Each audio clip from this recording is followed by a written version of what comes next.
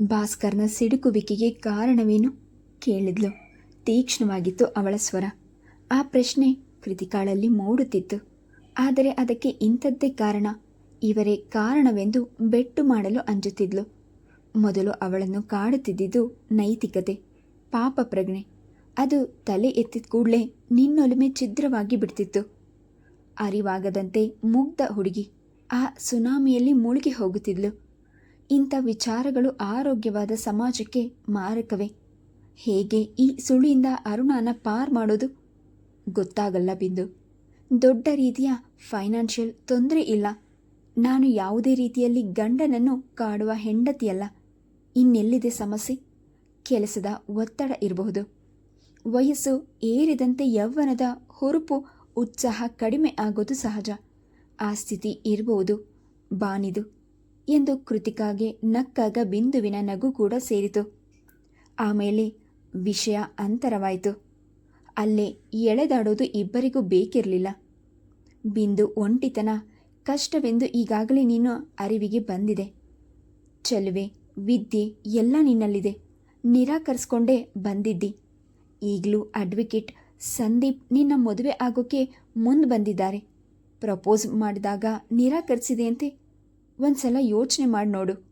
ಇದನ್ನು ಸುಮಾರು ಸಲ ಹೇಳಿದ್ಲು. ಅದೇ ಕೃತಿಕಾ ಮಾತು ಕೇಳಿ ಮೌನವಾಗಿದ್ದ ಬಿಂದು ಗ್ಲಾಸ್ಗಳ ಹೊಯ್ದು ಇಟ್ಟು ಬಂದ್ಲು. ಉಸಿರು ಕಟ್ಟುತ್ತೆ. ಕೆಲವು ವಿಷಯಗಳು ಮಾತನಾಡೋಕೆ. ಬಾಲ್ಕನಿಗೆ ಬಾ, ಕೂತು ಮಾತನಾಡೋಣ. ನನಗೆ ಇರೋ ಫ್ರೆಂಡ್ ನೀನೊಬ್ಬಳೇ. ನಿನಗೂ ಕೂಡ ಹೇಳ್ದೆ ಎಷ್ಟೋ ವಿಷಯಗಳು ನನ್ನಲ್ಲೇ ಇದೆ ಎಂದು ರೂಮಿನಿಂದ ಹೊರಗೆ ಕರೆದೊಯ್ದ್ಲು. ವಿವಾಹಕ್ಕೆ ಮುನ್ನವೇ ವಿವೇಕ್ ನನ್ನ ಭೇಟಿ ಮಾಡಿ ಅವರ ಜೀವನದ ಉದ್ದೇಶ ತಿಳಿಸಿದ್ರು. ನಾನು ಮುಚ್ಚಿಟ್ಟೆ. ಅದಕ್ಕೆ ನನ್ನದೇ ಆದ ಒಂದೆರಡು ಕಾರಣಗಳಿವೆ. ಆ ಮನುಷ್ಯ ತುಂಬ ಸ್ವದ್ರೂಪಿ, ಎತ್ತರದ ದೃಢ ವ್ಯಕ್ತಿತ್ವ, ಮುಖದಲ್ಲಿ ಗಾಂಭೀರ್ಯ, ಬೆರೆತ ಪುರುಷತ್ವ, ಹಿರಿಯರು ನಿರ್ಧರಿಸಿದ ಸಂಬಂಧ. ಜೊತೆಗೆ ನನ್ನ ಅಕ್ಕ ಎಷ್ಟೋ ಸಲ ಹೇಳಿದ್ಲು, ವಿವಾಹದ ನಂತರ ಗಂಡು ಪೂರ್ತ ಬದಲಾಗ್ತಾನೆ, ಅರ್ಥ ಮಾಡಿಕೊಳ್ಳಲು ಪ್ರಯತ್ನ ಮಾಡಲ್ಲ, ಬಯಕೆ ಆಸೆ ಕನಸುಗಳು ನಿರಾಕರಿಸಲು ಬಿಡಲಿಲ್ಲ ಅಂದ್ಲು ನಿಧಾನವಾಗಿ. ಕೃತಿಕಾ ಬೆಚ್ಚಬಿದ್ಲು. ಬಿಂದುವಿನೊಂದಿಗೆ ವಿವಾಹದ ನಂತರ 1 ತಿಂಗಳಿಗೆ ಮಾಯವಾದ ವಿವೇಕ್ ಮತ್ತೆ ಕಾಣಿಸ್ಕೊಳ್ಳಿಲ್ಲ. ರೂಮರ್ಗಳು, ಹುಡುಕಾಟದ ಜೊತೆ ಪೊಲೀಸ್ಗೂ ಕೂಡ ಮೊರೆ ಹಾಕಿ ಸುಮ್ಮನಾಗಿದ್ರು. ವರ್ಷಗಳಷ್ಟೇ ಕಾಲ ಕಳೆದಿದ್ದು. ಬಹುಶಃ ವಿವೇಕ್ ಕುಟುಂಬಕ್ಕೂ ಗೊತ್ತಿತ್ತೇನೋ, ಸುಮ್ಮನಾಗ್ಬಿಟ್ರು. ಅದೇನು ತಪ್ಪು ಅಂತ ಅನಿಸಲ್ಲ, ಆದರೂ ಯೋಚಿಸ್ಬೇಕಿತ್ತು. ಬೇರೆಯವರು ಅಂದರೆ ನಿನ್ನ ತವರಿಗೆ ತಿಳಿಸಿ ಅವರ ಅಭಿಪ್ರಾಯ ಕೇಳಿದರೆ ಖಂಡಿತ ಮದುವೆ ನಡೀತಾ ಇರಲಿಲ್ಲ. ಇಂದು ಈ ಸ್ಥಿತಿನ ಫೇಸ್ ಮಾಡೋ ಅಗತ್ಯವಿರಲ್ಲ ಅಂತ ಅನ್ಸಲ್ವಾ ಕೇಳಿದ್ಲು ಕೃತಿಕಾ ವಿಷಾದದಿಂದ. ಈ ಸತ್ಯವನ್ನು ಇವಳಿಂದ ಮುಚ್ಚಿಟ್ಟಿದ್ಲು. ಬಿಂದು ಮೌನವಾದವಳು. ಮನೆಯಲ್ಲಿ ಅಂಥ ಪರಿಸ್ಥಿತಿ ಇರಲಿಲ್ಲ. ನನ್ನನ್ನು ಪ್ರೇಮಿಸಿದ ಒಂದು ಹುಡುಗಿ ಜೊತೆ ವಿವಾಹವಾಗಿ ವಿದೇಶಕ್ಕೆ ಹಾರೋ ಸಂಭ್ರಮದಲ್ಲಿದ್ದ. ಇದ್ದ 3 ಹೆಣ್ಣು ಮಕ್ಕಳಲ್ಲಿ ಒಬ್ಬಳು ಲವ್ ಅಪ್ಸೆಟ್ ಅಂತ ಪಾಯ್ಸನ್ ಕುಡಿದಿದ್ಲು. ಇನ್ನೊಬ್ಬಳು ಕೂಡ ಲವ್ನಲ್ಲಿ ಬಿದ್ದು ಒದ್ದಾಡ್ತಾ ಇದ್ಲು. ಈ ಸ್ಥಿತಿಯಲ್ಲಿ ನನ್ನ ಮದುವೆನ ತೃಪ್ತಿ ಸಮಾಧಾನ ಕೊಡೋ ಅಂಥದ್ದು, ಅದಕ್ಕೆ ಕಲ್ಲು ಹಾಕೋ ಮನಸ್ಸು ಬರಲಿಲ್ಲ. ಈ 2 ಕಾರಣಗಳು ನನ್ನ ಹಸೆಮಣೆಗೆ ಕಳಿಸಿದ್ದು. ವಿವೇಕ್ ತನ್ನ ನಿಲುವಿಗೆ ಬದ್ಧನಾಗಿದ್ದ. ಹೊರಡುವ ಮುನ್ನ ಕ್ಷಮೆ ಕೇಳ್ದ. ಕೆಲವು ಪತ್ರಗಳಿಗೆ ಸಹಿ ಹಾಕ್ಕೊಟ್ಟ. ಅಂದಿನ ಸ್ಥಿತಿ ದಿಕ್ಕೆಟ್ಟಾಗಿತ್ತು. ಬಿಂದು ಜೋರಾಗಿ ಅತ್ಲು. ಒಂದೊಂದು ಸಂದರ್ಭದಲ್ಲಿ ಕಣ್ಣೀರು ಕಂಡಿದ್ಲಷ್ಟೆ. ಇಂಥ ಬರಪೂರ ಅಳುವನ್ನು ಕಂಡಿರಲಿಲ್ಲ ಕೃತಿಕಾ. ಕಣ್ಣೀರು ಪ್ರವಾಹವಾಗಿತ್ತು. ಇಬ್ಬರು ಸೋದರಿಯರ ಪ್ರೇಮಕ್ಕೆ ಇವಳು ಬಲಿಯ. ಅರ್ಧ ಗಂಟೆಯ ನಂತರ ಸಮಾಧಾನವಾದ ಬಿಂದು ಎದ್ದು ಹೊರ ಬಂದ್ಲು. ಸರಿ ಕಣೆ, ಸಂಬಂಧಿಕರ ವರ್ತನೆಯಿಂದ ತುಂಬ ನೊಂದಿದ್ದೀನಿ. ಅದಕ್ಕೆ ಎಲ್ಲರಿಂದ ದೂರವಾಗಿ ಒಂಟಿಯಾದೆ. ಇದೇ ಇಷ್ಟವಾಗಿಬಿಟ್ಟಿದೆ. ನನಗೆ ವಿವೇಕ್ ಬಗ್ಗೆ ಪ್ರೇಮ ಮಾತ್ರವಲ್ಲ, ಅಪಾರವಾದ ಗೌರವ ಅಭಿಮಾನಗಳು ಕೂಡ. ಅವರ ಮಧ್ಯ ಯಾವುದೇ ಸಂಬಂಧವಿಲ್ಲದಿದ್ರೂ ಶಾಸ್ತ್ರೋತ್ರವಾಗಿ ನನ್ನ ಕುತ್ತಿಗೆಗೆ ಮಾಂಗಲ್ಯ ಕಟ್ಟಿದ್ದಾರೆ. ನಮ್ಮ ನಡುವೆ ಕಾನೂನು ರಹಿತ ಕೂಡ ಡೈವರ್ಸ್ ಆಗಿಲ್ಲ. ಆದ್ದರಿಂದ ನಾನು ಅವರ ಹೆಂಡತಿಯೇ. ಆ ಗೌರವ ನನಗೆ ಸಾಕು. ಶ್ರೀಮತಿ ಬಿಂದು ವಿವೇಕ್. ಇದಕ್ಕೆ ಯಾರ ಆಕ್ಷೇಪಣೆಯೂ ಇಲ್ಲ. ಅವಳ ನಿರ್ಧಾರ ಪ್ರಕಟಿಸಿದ್ಲು. ತುಂಬ ಗೌರವದಿಂದ ಗೆಳತಿಯನ್ನು ನೋಡಿ ಅಪ್ಪಿಕೊಂಡ್ಳು. You are great Bindu. I proud of you ಎಂದ್ಲು. ಗಂಟಲು ತುಂಬಿ ಬಂತು. ಇಂದು ಮನೆ ಬಿಚ್ಚಿ ವಿವಾಹದ ನಂತರ 30 ದಿನಗಳು ಇದ್ದ ವಿವೇಕ್ ನಡೆ ನುಡಿ ಸಂಸ್ಕಾರವಂತ ಗುಣದ ಬಗ್ಗೆ ಹೇಳಿದ್ಲು. ಅದರಲ್ಲಿ ಗೌರವ ಭಾವವಿತ್ತು. ಭವಿಷ್ಯ ನನಗೆ ವರ್ಷಗಳ ಮೇಲೆ ಅರಿವಿಗೆ ಬಂತು. ಪುರಾಣ ಗ್ರಂಥಗಳಿಗಿಂತ ಅವರು ಸ್ವಾಮಿ ವಿವೇಕಾನಂದರನ್ನು ಹೆಚ್ಚಿಗೆ ಓದಿಕೊಂಡಿದ್ರು, ಗುರುವೆಂದು ಸ್ವೀಕರಿಸಿದ್ರು ಕೂಡ. ಅವರು ತಮ್ಮ ಹಳೆಯ ಡೈರಿಗಳಲ್ಲಿ ಮಹಾಭಾರತದ ಒಂದು ಮಾತನ್ನು ಬರೆದಿಟ್ಟಿದ್ರು ಎಂದು ಹೇಳಿ ಎದ್ದು ಹೋದ ಬಿಂದು ಒಂದು ಹಳೆಯ ಡೈರಿಯನ್ನೆಡೆದು ಬಂದು ಪುಟಗಳನ್ನು ಮೊಗಚಿ ಅವಳ ಕೈಗೆ ಕೊಟ್ಲು. ಅದರ ಅರ್ಥ ಇಷ್ಟೇ: 100 ವರ್ಷ ಹೊಗೆಯಾಡುತ್ತಾ ಬಿದ್ದಿರೋದಕ್ಕಿಂತ ಅಲ್ಪ ಕಾಲ ಬದುಕಿದ್ರೂ ಪ್ರಜ್ವಲಿಸಿ ಬದುಕೋದು ಶ್ರೇಯಸ್ಕರ. ಇಂಥ ಹಲವಾರು ಉದಾರ ಗುಣಗಳು ಅವರಲ್ಲಿ ಇತ್ತು. ತುಂಬು ಸಹಾನುಭೂತಿ ಇತ್ತು. ವಿಷಯ ತಿಳಿದು ಕೂಡ ನಿರಾಕರಿಸದೆ ವಿವಾಹವಾಗಿದ್ದಕ್ಕೆ ಕೋಪ ಕೂಡ. ನಿಜವಾಗಿಯೂ ಕೃತಿಕಾಗಿ ಕೋಪ ಬಂತು. ಆಯಿತು, ನಿನ್ನಿಂದ ತಪ್ಪಾಯಿತು. ವಿವೇಕ್ ಗಂಡು, ಸ್ಪಷ್ಟವಾಗಿ ವಿವಾಹವನ್ನು ನಿರಾಕರಿಸ್ಬೋದಿತ್ತು. ತಪ್ಪು ಅವರದೇ. ತಾಳಿ ಕಟ್ಟಿ ಆರಾಮವಾಗಿ ಬಿಟ್ಟು ಹೋದ ಮನುಷ್ಯ ಪಲಾಯನವಾದಿ. ಗರಂ ಆಗಿಯೇ ಹೇಳಿದ್ದು ಕೃತಿಕಾ.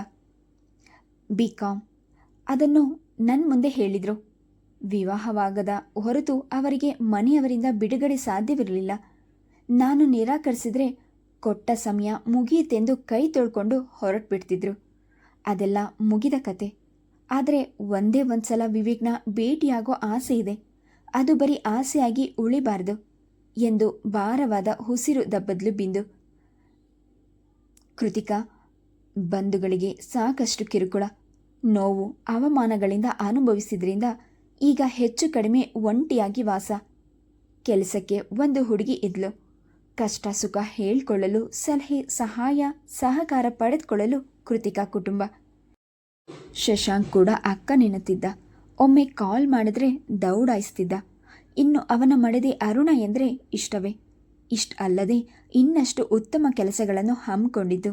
ಎಷ್ಟೇ ಕಾಡುವಿಕೆ ಇದ್ರೂ ಸಂತೃಪ್ತಿ. ಸಂಜೆ ಕಾಫಿ ಜೊತೆ ಬಿಸಿ ಬಿಸಿ ಬೋಂಡ ರೆಡಿಯಾಗುವ ವೇಳೆಗೆ ಶಶಾಂಕ್ ಕೂಡ ಬಂದ.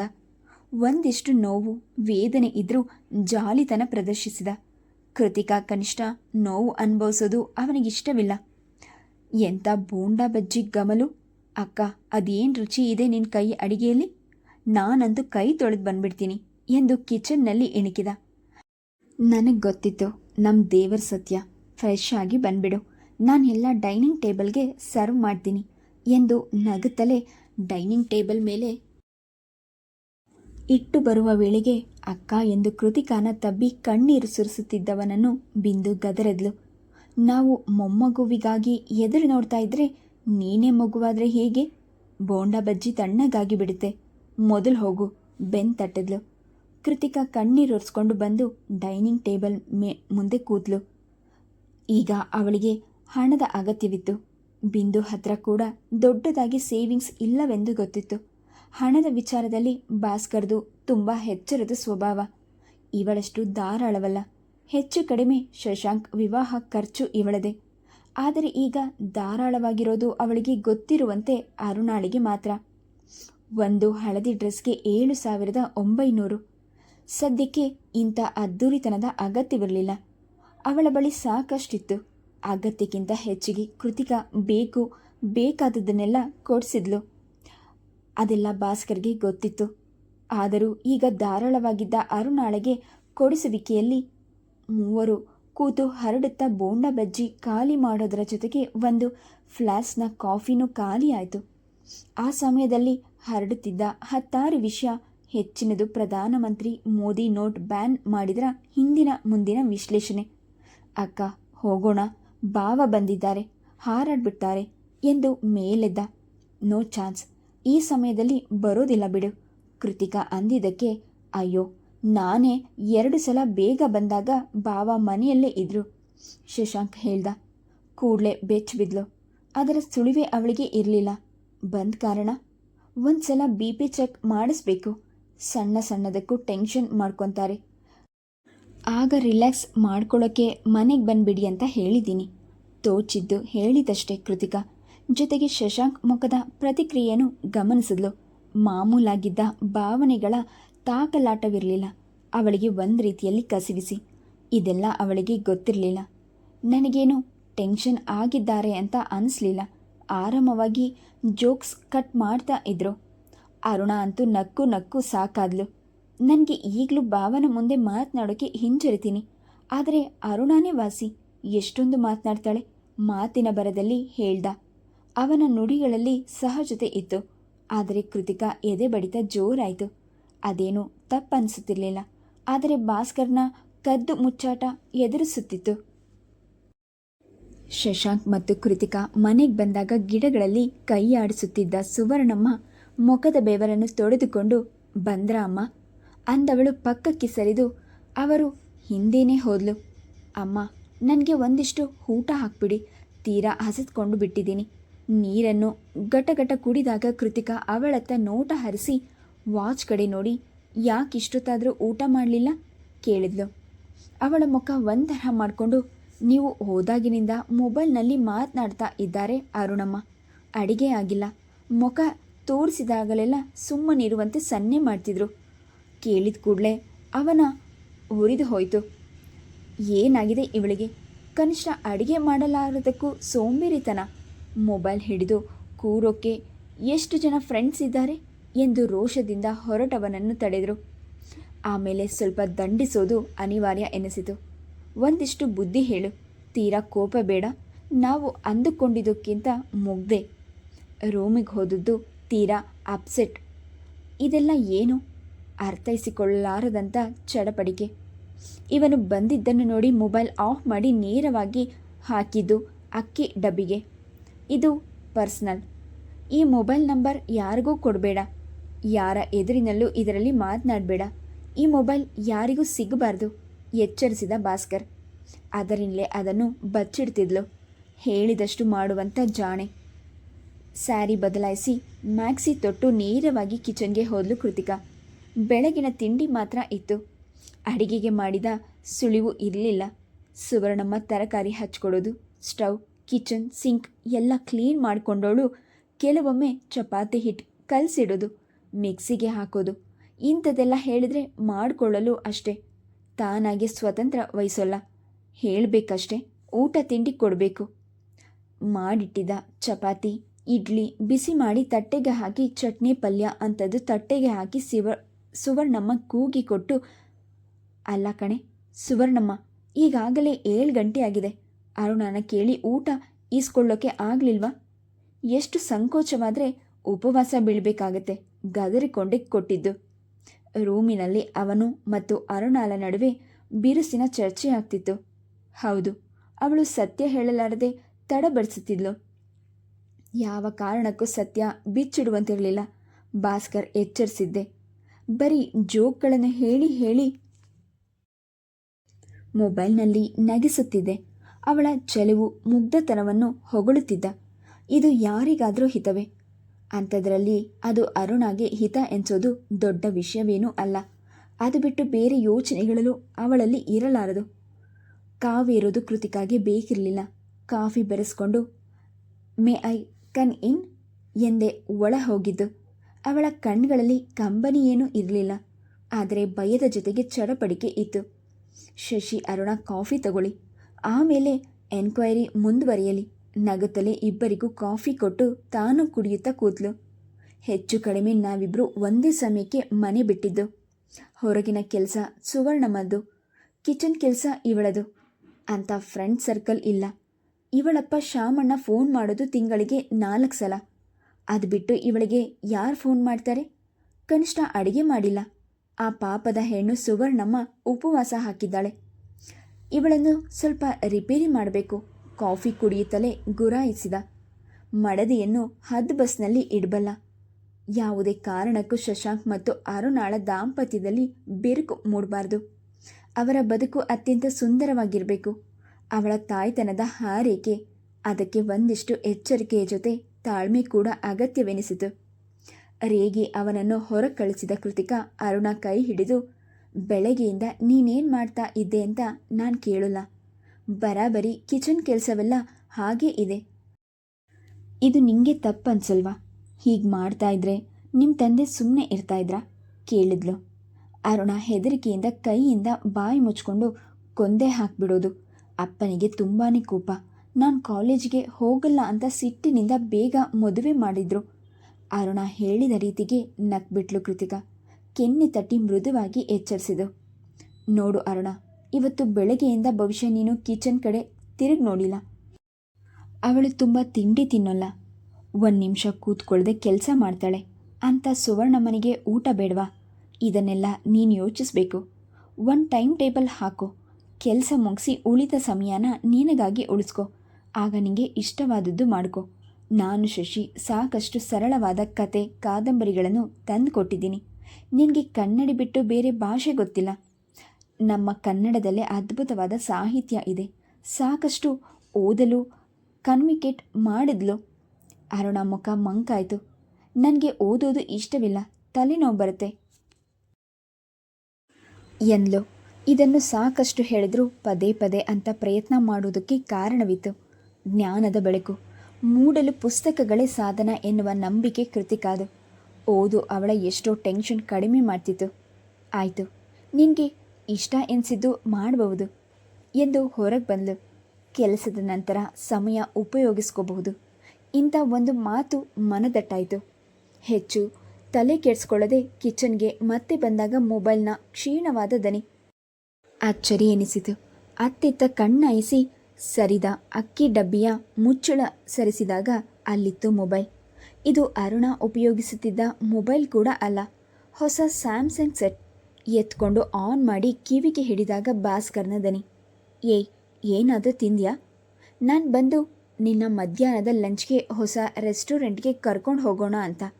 ಸುವರ್ಣಮ್ಮನ ಕಾವಲು. ಶಶಿ ಬರೋದು ರಾತ್ರಿಗೇನೆ. ಮೊದಲು ಏನಾದರೂ ತಿನ್ನು. ಯಾರಾದರೂ ಬಂದಿದ್ದಾರಾ? ಇಡ್ತೀನಿ, ಬಾಯ್. ಕಾಲ್ ಕಟ್ ಆಯಿತು. ರೆಡ್ ಹ್ಯಾಂಡ್ ಆಗಿ ಭಾಸ್ಕರ್ ಸಿಕ್ಕಿ ಬಿದ್ದಿದ್ದ. ಅವಳಿಗೆ ಕೊಡೋ ಎಲ್ಲ ಗಿಫ್ಟ್ಗಳಿಗೂ ಕಾರಣ ತಾನು ಪ್ರೇಮಿಸಿ ಹುಚ್ಚಾಗಿ ಎಲ್ಲರನ್ನು ತೊರೆದು ವಿವಾಹವಾದ ಪುರುಷ. ಇದರ ಹಿಂದೆ ಏನಿದೆ? ಕೆಟ್ಟದಾಗಿ ಕಲ್ಪಿಸಿಕೊಳ್ಳಲಾರದೆ ಚಡಪಡಿಸಿದ್ಲು. ವಿವಾಹದ ನಂತರ ಸಾಕಷ್ಟು ಸಮಸ್ಯೆಗಳನ್ನು ಎದುರಿಸಿದೆ. ಆದರೆ ಇಂದು ಆಘಾತಗೊಂಡಿದ್ಲು. ಕಲ್ಪನೆ ಕೂಡ ಸಾಧ್ಯವಿಲ್ಲದ ಪ್ರಸಕ್ತಿ. ಇದೇನಿದು? ಅರುಣ ಈ ಮನೆಯ ಸೊಸೆ. ಬಹುಶಃ ಭಾಸ್ಕರ್ ಅರುಣಾಳನ್ನು ಮಗಳಿನಂತೆ ಭಾವಿಸಿರ್ಬೋದು. ಆದರೆ ಈ ಅತಿರೇಕಗಳು, ಆ ಆರೋಪದಲ್ಲೆಲ್ಲ. ಆದರೆ ಇದಕ್ಕೆ ಯಾವ ರೂಪ ಕೊಡಬಹುದು? ಇಂಥ ಕಳ್ಳಾಟಗಳು ಬಗ್ಗೆ ಅರ್ಥೈಸಿಕೊಳ್ಳಲಾರದೆ ಹೋದ್ಲು. ಮೊಬೈಲ್ನನ್ನು ಅಕ್ಕಿ ಡಬ್ಬದಿಂದ ಎತ್ತಿ ಬೇರೆಡೆ ಇಟ್ಟು ಅಡಿಗೆಗೆ ಇಟ್ಲು. ಆ ವೇಳೆಗೆ ಬಂದ ಅರುಣ ಸ್ವಲ್ಪ ಸಂಕೋಚದಿಂದ, ಅಕ್ಕ, ನಾನು ಅಡಿಗೆ ಕೆಲಸ ಎಲ್ಲ ಮುಗಿಸ್ತೀನಿ. ಸಾರಿ, ನೀವು ಹೋಗಿ ರೆಸ್ಟ್ ತಗೊಳ್ಳಿ ಅಂದಾಗ, ಆಯಿತು, ಸೌತೆಕಾಯಿ ತಂದು ಕೋಸಂಬರಿಗೆ ಹೆಚ್ಚಿಡು. ಅದು ಭಾಸ್ಕರ್ ಶಶಿಗೆ ಇಬ್ಬರಿಗೂ ಇಷ್ಟ ಎಂದು ಹೊರಗೆ ಬಂದವಳು ನೇರವಾಗಿ ಬಾಲ್ಕನಿ ಇಳಿದು ಮುಂದಿನ ವಿಶಾಲವಾದ ಅತ್ಯಂತ ಸುಂದರವಾದ ಕಾಂಪೌಂಡ್ನಲ್ಲಿರೋ ಹೂತೋಟದಲ್ಲಿ ಸುತ್ತಾಡೋದಂದರೆ ಬಹಳ ಇಷ್ಟವಾದ ಕೆಲಸ. ಇಲ್ಲಿರೋ ಒಂದೊಂದು ಗಿಡ, ಅದರಲ್ಲೂ ಅರಳಿರೋ ಹೂಗಳೆಲ್ಲ ಭಾಸ್ಕರ್ ಅವಳ ಪ್ರೀತಿಗಾಗಿ ಸಾಕ್ಷಿಯಾಗಿತ್ತು. ಆ ತೋಟದ ಒಂದೊಂದು ಗಿಡದ ಪ್ರತಿ ಸ್ಥಾಪನೆಯಲ್ಲಿ ತುಂಬ ಸಂಭ್ರಮ ಅನುಭವಿಸಿದ್ಲು. ಅವೆಂಥ ದಿನಗಳು! ಅಬ್ಬಬ್ಬ, ಹೊಸ ಹುರುಪು, ರೋಮಾಂಚನ. ಗೃಹ ಪ್ರವೇಶಕ್ಕೆ ಭಾಸ್ಕರ್ನ ಕಡೆಯಿಂದ ಬಂದಿದ್ದು ಶೇಷಮ್ಮ ಮಾತ್ರ. ವೈಭವ, ಸಂಭ್ರಮ, ಉತ್ಸಾಹದ ಲೆಕ್ಕ ಹಾಕದೆ ಅದೇನೋ ಅಷ್ಟು ದೊಡ್ಡ ಖಾಲಿ ಜಾಗವನ್ನು ಮುಂದೆ ಬಿಟ್ಟಿದ್ದೀರಾ? ಎಲ್ಲಾದರೂ ತರಕಾರಿ ಬೆಳೆದು ಮಾರ್ಕೆಟ್ಗೆ ಹಾಕ್ತೀರಾ? ಅಷ್ಟೊಂದು ಮಾಡಬೇಕಾದ್ರೆ ಆಳು ಕಾಳು ಬೇಕು. ಅದರ ಬದಲು ಮುಂದೆ ಒಂದೆರಡು ರೂಮ್ಗಳನ್ನು ಕಟ್ಟಿ ಬಾಡಿಗೆಗೆ ಕೊಟ್ಟು ಒಂದಿಷ್ಟು ದುಡ್ಡು ಮಾಡ್ಕೋಬೋದಿತ್ತು ಅಂದಾಗ ಕಣ್ಣಲ್ಲಿಯೇ ನಗುತ್ತಾ ಇವಳನ್ನು ತಮಾಷೆ ಮಾಡಿದ್ದ. ಅಂಥ ಆಸೆ ನಮಗೇನೂ ಇಲ್ಲ ಅತ್ತೆ, ಸಿಂಪಲ್ ಆಗಿ ಅಂದಾಗ ಆಕೆ ದೊಡ್ಡದಾದ ರಾಮಾಯಣ ಮಾಡಿದರು. ಅಯ್ಯೋ, ಹಾಗಾದ್ರೇನು? ಜೀವನ ಮಾಡೋಕ್ಕೆ ಹಣ ಬೇಡವಾ? ಪ್ರೀತಿ ಪ್ರೇಮ ಅಂತ ನೀನು ಮದುವೆ ಮಾಡ್ಕೊಂಡ್ಮೇಲೆ ನಮ್ಮ ಭಾಸ್ಕರ್ ಎಷ್ಟು ಕಷ್ಟಪಟ್ಟಿದ್ದಾನೆ ಗೊತ್ತಾ? ಪೈಸೆ ಪೈಸೆಗೆ ಪರದಾಡಿದ್ದಾನೆ. ಅದೆಲ್ಲ ಅವನಿಗೆ ಬೇಕಿತ್ತು. ಕೋಟಿ ಮನೆ ತೆಗೆದುಕೊಟ್ಟು 25 ಲಕ್ಷ ಕ್ಯಾಶ್ ಕೊಟ್ಟು ಮದುವೆ ಮಾಡೋರು. ಲಕ್ಷಣವಾಗಿ ಮದುವೆ ಮಾಡಿಕೊಂಡು ಆರಾಮವಾಗಿ ಇರ್ಬೋದಿತ್ತು. ಅಸಮಾಧಾನ ಹೊಗೆ ಆಡಿತು. ಅಮ್ಮ, ಸುಮ್ಮನೆ ಇರು. ನಮ್ಮಿಬ್ಬರ ಪ್ರೀತಿ ಬಗ್ಗೆ ನಿನಗೆ ಗೊತ್ತಿಲ್ಲ. ಅವಳ ಅತ್ತೆ ಮಗ ಮದುವೆಯಾಗಿ ಅಮೇರಿಕಾದಲ್ಲಿ ಸೆಟಲ್ ಆಗ್ಬೋದಿತ್ತು. ನಮಗಿಂತ ಅವಳು ಎಲ್ಲ ರೀತಿಯಲ್ಲೂ ಉತ್ತಮ ಸ್ಥಾನದಲ್ಲಿ ಇದ್ದವಳು. ಸ್ವಲ್ಪ ಅನುಕೂಲವಾದ ನಂತರವೇ ನೀನು ಈ ಕಡೆ ಮುಖ ಹಾಕಿದ್ದು. ಈ ತರಹ ಮಾತನಾಡೋ ಹಾಗಿದ್ರೆ ಬರಲೇಬೇಡ, ಸಿಡಿದೆದ್ದು ನೇರವಾಗಿ ಹೇಳಿದ್ದ. ಆಮೇಲೆ ಶೇಷಮ್ಮ ಈ ಕಡೆ ಮುಖ ಹಾಕಿರಲಿಲ್ಲ. ಅಂದು ಭಾಸ್ಕರ್ನ ಎದೆಯಲ್ಲಿ ಮುಖವೆಸಿ ಕಣ್ಣೀರು ಸುರಿಸಿದ್ಲು. ನಿನ್ನ ಒಲಿಮೆಯಿಂದಲೇ ಬಾಳು ಬೆಳಕಾಗಿರಲು ಚಂದ್ರಮುಖಿ ನೀನೆನ್ನಲು ತಪ್ಪೇನೆ? ಅಪ್ಪಿ ಆಡಿದ್ದ. ನಮ್ಮ ಮೆಚ್ಚಿನ KS ನರಸಿಂಹಸ್ವಾಮಿಯ ಒಲುಮೆಯ ಕವನವನ್ನು ಅವರ ಪ್ರೀತಿಯ ಮನೆಗೆ ನಾಮಕರಣ ಮಾಡಿದ್ದು ನಿನ್ನ ಒಲುಮೆ. ಕೆಲವರು ಅಚ್ಚರಿ ವ್ಯಕ್ತಪಡಿಸಿದ್ರು. ಯಾವುದಾದರೂ ದೇವರ ಹೆಸರು ಇಡಬಹುದಿತ್ತು, ಇಲ್ಲ ಕೃತಿಕಾ ನಿಲಯ ಅಥವಾ ಭಾಸ್ಕರ್ ವಿಲ್ಲಾ ಎಂದು ಹೆಸರು ಇಡಬಹುದೆಂದಾಗ ಇಬ್ಬರು ತಳ್ಳು ಹಾಕಿದ್ರು. ಅವರಿಬ್ಬರು ಒಲುಮೆಯ ಕನಸಿನ ಗೂಡು. ನಂತರ ಎಚ್ಚರಿಸಿದ್ರು. ಅವರಲ್ಲಿ ಭಾಸ್ಕರ್ ನಿನ್ನ ಒಲುಮೆಗೆ ಒಬ್ಬ ಪುಟ್ಟ ಮಗುವಿನ ನಗು. ಅಳು ಎಲ್ಲ ಬೇಕು, ಅದೇ ನಮ್ಮ ಒಲುವಿನ ಸಾರ್ಥಕತೆ. ಆಮೇಲೆ ಕಾದು ನಡೆಸಿದ ಪ್ರಯತ್ನಗಳಷ್ಟೇ, ಟೆಸ್ಟ್ಗಳು, ಎಲ್ಲ ರೀತಿಯ ಟ್ರೀಟ್ಮೆಂಟ್ ಪ್ರಯೋಜನಕ್ಕೆ ಬಾರದೆ ಕೈ ಚೆಲ್ಲುವಂತಾದಾಗಲೇ ಶಶಾಂಕ್ ಕರೆ ತಂದಿದ್ದು. ಈಗ 9ರ ಅಂಚಿನಲ್ಲಿದ್ದ, ಈಗ ಇಂಜಿನಿಯರ್ ಮುಗಿಸಿ ಕೆಲಸದಲ್ಲಿರೋ ವಿವಾಹಿತ ಯುವಕ ಶಶಾಂಕ್. ಕೆಲವೊಮ್ಮೆ ನೆನಪುಗಳು ಘಾಸಿಗೊಳಿಸುತ್ತಿತ್ತು. ಅಕ್ಕ ಫ್ರೀಯಾಗಿದೆಯಲ್ಲ, ಒಂದು ರೌಂಡ್ ಬೈಕ್ನಲ್ಲಿ ಹೋಗಿ ಬರೋಣವಾ ಕೇಳಿದ. ಮುಗುಳ್ನಗುತ್ತಾ, ನಿನ್ನ ಪಾರ್ಟ್ನರ್ ಕರ್ಕೊಂಡು ಹೋಗು, ಮಿಕ್ಕ ಕಿಚನ್ ಕೆಲಸ ನಾನು ನೋಡ್ತೀನಿ ಎಂದ್ಲು ಕೃತಿಕಾ. ಸದ್ಯಕ್ಕೆ ಅಷ್ಟು ಹಣವನ್ನು ಒಟ್ಟು ಮಾಡಿ ಬ್ಯಾಂಕಿಗೆ ಹಾಕಬೇಕಿತ್ತು. ಶಶಾಂಕ್ ಪರ್ಸ್ ತೆಗೆದು ಕೃತಿಕಾ ಮುಂದೆ ಹಿಡಿದು, ಪರ್ಸ್ನಲ್ಲಿ ಹೆಚ್ಚು ಹಣವಿದ್ದಾಗ ಮಾತ್ರ ಅರುಣಾನ ಕರ್ಕೊಂಡು ಹೋಗಬೇಕು ಎಂದ ನಿಸ್ಸಹಾಯಕತೆ ವ್ಯಕ್ತಪಡಿಸುತ್ತಾ. ಇದು ಅವನ ಸ್ವಂತ ಅನುಭವ. ಆರಾಮಾದ ನಗೆ ಬೀರಿದ್ರು ಕೃತಿಕಾ. ಮಗು ತರಹ ಏನೇನು ಬೆಳೆದಿಲ್ಲ, ನಾವುಗಳೇ ತಿಳಿ ಹೇಳಿ ಬೆಳೆಸ್ಬೇಕು. ಹೊರಗೆ ಕರ್ಕೊಂಡು ಹೋದಾಗ ಒಂದಿಷ್ಟು ತಿಳಿಸಿ ಹೇಳು, ನಿನ್ನ ಮಾತು ಬೇಗ ಅವಳ ತಲೆಗೆ ಹೋಗುತ್ತೆ ಎಂದಾಗ ಮೌನ. ಕೆಲವೊಮ್ಮೆ ಅವಳ ತಲೆಯಲ್ಲಿ ಬುದ್ಧಿ ಇದೆಯಾ ಅಂತ ಯೋಚಿಸುತ್ತಿದ್ದ. ಇಬ್ಬರು ಹೋಗಿ ಮೇಲಿನ ಬಾಲ್ಕನಿಯಲ್ಲಿ ಕೂತರು. ಒಂದಿಷ್ಟು ಮಾತನಾಡೋದು ಇಬ್ಬರಿಗೂ ಇತ್ತು. ಶಶಾಂಕ್ನ ಮುಖದಲ್ಲಿ ವಿಷಾದ ಮಿನುಗಿತ್ತು. ಅಕ್ಕ, ನೀವು ಒಪ್ಕೋಬಾರ್ದಿತ್ತು. ನನ್ನ ಆಗ ಅವರೇನು ಮಾಡೋಕ್ಕೆ ಸಾಧ್ಯವಿತ್ತು? ತಿಂಗಳು ಕೊಡ್ತಾ ಇದ್ದ ಹಣವನ್ನು ನಿಲ್ಲಿಸ್ಬಿಡ್ತಾ ಇದ್ದೆ. ಅವರೇನು ಮಾಡೋಕ್ಕೆ ಸಾಧ್ಯವಾಗ್ತಿತ್ತು? ಸ್ವಲ್ಪ ಆತುರ ಪಟ್ರಿ. ನಾನು ಬಿಂದು ಅಕ್ಕನಿಗೂ ಹೇಳಿದ್ದೆ. ಅವರು ನಿನ್ನ ಪರ ನಿಂತರು. ನಿನ್ನ ಸ್ಯಾಲ್ರಿಯಲ್ಲಿ ಹೆಚ್ಚಿನ ಪಾಲು ಮನೆ ಮೇಲೆ ತೆಗೆದ ಲೋನ್ಗೆ ಹೋಗ್ತಾ ಇದೆ. ಇನ್ನು ಭಾವ, ಅವರಮ್ಮ ಆಗಾಗ ವಸೂಲಿಗೆ ಬರ್ತಾರೆ, ಸಾಕಷ್ಟು ಖರ್ಚಿರುತ್ತೆ ಎಂದ ನಿಧಾನವಾಗಿ. ಇವೆಲ್ಲವೂ ಸತ್ಯವೇ, ಅನಿವಾರ್ಯವಾಗಿತ್ತು ಶಶಿ. ಭವಿಷ್ಯ ಒಂದಿಷ್ಟು ಜೋರು ಮಾಡಿ ಹೆದರಿಸಿದ್ರೆ ಹೋಗ್ಬಿಡ್ತಿದ್ರೇನೋ, ಆದರೆ ನಮ್ಮ ಅಂತರಾತ್ಮಕ್ಕೆ ಸಮಾಧಾನ ಹೇಳಬೇಕಲ್ಲ. ನೀನು ಕೊಡೋದ್ರಿಂದ ಮುಕ್ತನಾಗ್ತಿರಲಿಲ್ಲ. ಅವರ ರಕ್ತ ನಿನ್ನಲ್ಲಿ ಹರಿತಾ ಇದೆ. ಅವರುಗಳ ಕಷ್ಟ ಸುಖಕ್ಕೆ ಸ್ಪಂದಿಸೋದು ಅನಿವಾರ್ಯ. ಅದಕ್ಕೆ ನಿನ್ನ ತಲೆ ಕೆಡಿಸ್ಕೊಂಬೇಡ. ಕೆನ್ನೆ ತಟ್ಟಿದ್ರು. ಆಮೇಲೆ ಮಾತನಾಡಿದ್ದೆಲ್ಲ ಬೇರೆ ಬೇರೆ ವಿಷಯ. ಆದರೆ ಕಡೆಯಲ್ಲಿ ಬಾವ ಒಂದು ಫ್ಲ್ಯಾಟ್ಗೆ ಅಡ್ವಾನ್ಸ್ ಕೊಟ್ಟಿದ್ದಾರಂತೆ. ಶ್ರೀನಿಧಿ ಕನ್ಸ್ಟ್ರಕ್ಷನ್ನಲ್ಲಿ ನನ್ನ ಫ್ರೆಂಡ್ ಕೆಲಸ ಮಾಡ್ತಾ ಇದ್ದಾನೆ ಅವನು ಹೇಳ್ದ. ಇದು ಒಂದು ರೀತಿಯಲ್ಲಿ ಕೃತಿಕಾಗೆ ಶಾಕಿಂಗ್ ನ್ಯೂಸ್. ಇಂಥ ಪ್ರಸ್ತಾಪ ಮಾಡಿದ್ದುಂಟು. ಅವಳು ತಳ್ಳು ಹಾಕಿದ್ಲು.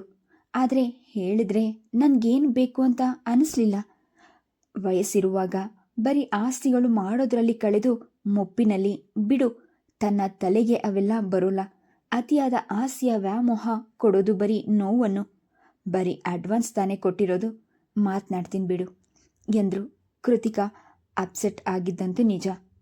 ಅವಳ ಪ್ರಕಾರ ಬೇಕಿರಲಿಲ್ಲ. ಭಾಸ್ಕರ್ ಆಸೆ ಹಿಂದೆ ಏನಿದೆ?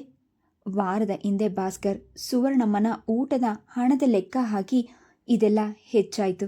ಕನಿಷ್ಠ ಅವಳ ಊಟಕ್ಕೆ 3,000 ಆದರೂ ಬೇಕು, ಜೊತೆಗೆ ಸಂಬಳ. ಇದೆಲ್ಲ ಬೇಡ, ಅವಳು ಬೇರೆ ಇದ್ಕೊಳ್ಳಿ, ಇಲ್ದಿದ್ರೆ ಬೇರೆ ಕೆಲಸದವರನ್ನು ನೋಡ್ಕೊಳ್ಳೋಣ ಇಂಥ ಆದೇಶ ಹೊರಡಿಸಿದ್ದು. ಅದಕ್ಕೆ ಅವಳೇನೂ ವಿಚಲಿತಳಾಗಿರಲಿಲ್ಲ. Please subscribe the channel, like and share. Thank you.